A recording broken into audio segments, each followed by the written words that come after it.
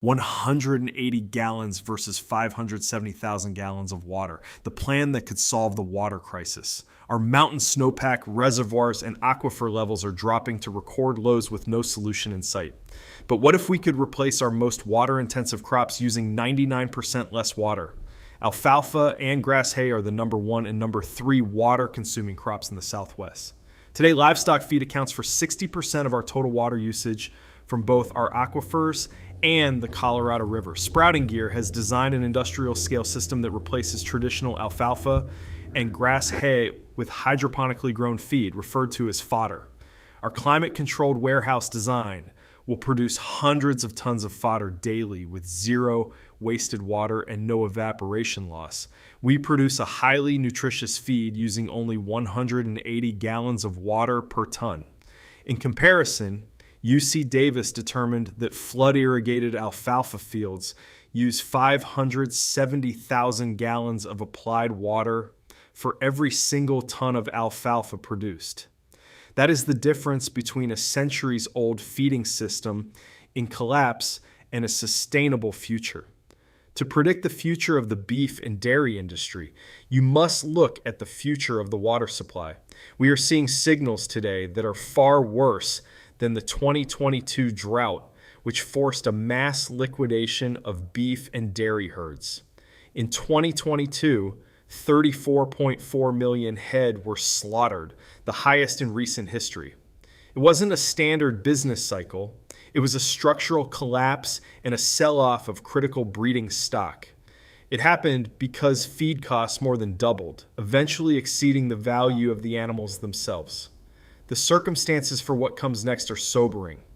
As of April 24th, 2026, Lake Mead is at 32% and Lake Powell is at only 23% capacity.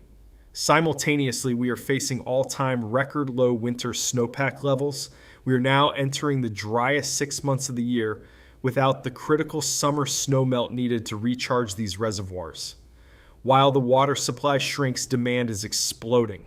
Southwest states like Arizona, Utah, New Mexico, Texas, and Nevada are experiencing massive population growth. At the same time, we are seeing a boom in water-intensive industrial infrastructure. The new $44 billion chip production center in Texas is projected to consume up to 10 million gallons of water per day, alongside hundreds of new AI data centers that will evaporate millions of gallons more every single day. Severe water cutbacks are inevitable. On April 17, 2026, the Bureau of Reclamation began an emergency release of 1 million acre-feet of water from the Flaming Gorge Reservoir just to keep Lake Powell's power generators from hitting dead pool levels. At the same time, they reduced the water release downstream to Lake Mead by 20%. This 20% reduction will accelerate the decline of Lake Mead's already critical water levels, bringing us closer to a total loss of power generation from the Hoover Dam. When the Bureau of Reclamation looks for where they must cut the Colorado River water allocations, which they must do by the October 1st hard deadline, they will target exactly where the highest water usage goes: alfalfa and grass hay. Faced with the choice, where else would a regulator cut when it comes down to people, chip production, data centers, or alfalfa? They will certainly pick alfalfa. This decision will likely double or triple hay prices, triggering a mass liquidation of herds.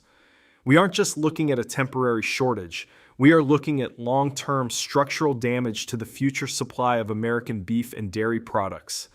Sprouting Gear Incorporated has been working on this problem and is blueprint ready for a $12 million pilot project in Arvin, California.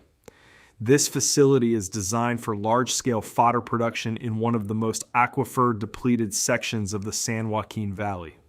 It is projected to produce 71,000 tons of fodder per year, providing a better than 95% reduction in land, water, and carbon footprint compared to the alfalfa it replaces. To put that in perspective, the fodder produced here would result in a reduction of 41,000 acre-feet of water while feeding the exact same number of cattle. Until recently, the math was difficult. Upfront startup costs were too high to compete with cheap, mass-produced hay. But today, with hay prices doubling and water disappearing, the math has changed. This $12 million pilot project is a strategic starting point. While it is just a drop in the bucket compared to long-term needs, it is the essential phase to prove the model at scale before full market expansion. Unlike many taxpayer-funded initiatives that cost billions without measurable results, SGI is built on a self-sustaining financial model. Our data confirms that fodder sales will not only cover debt service, but will generate a significant profitable margin from day one.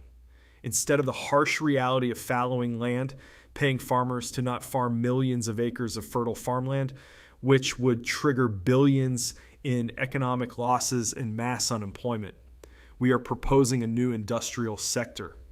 By scaling these climate-controlled warehouses across the Southwest, we will create high-quality local jobs and secure the food supply for a growing population. We aren't just saving water. We are rebuilding the foundation of American agriculture. There has never been a better time for this undertaking. We need your support. While traditional banks view this as a high-risk, unproven startup, we see the undeniable math of a resource crisis that cannot be ignored. Please share this video to help us spread the word. If you are an accredited investor looking to back a structural solution to the water crisis, please visit the Investor tab on our website. There is finally a feasible and real solution to the drying of the West. To see the full scope of our research, watch our video, Our Country's Water Crisis, and other videos, or visit sproutinggear.com today to learn more.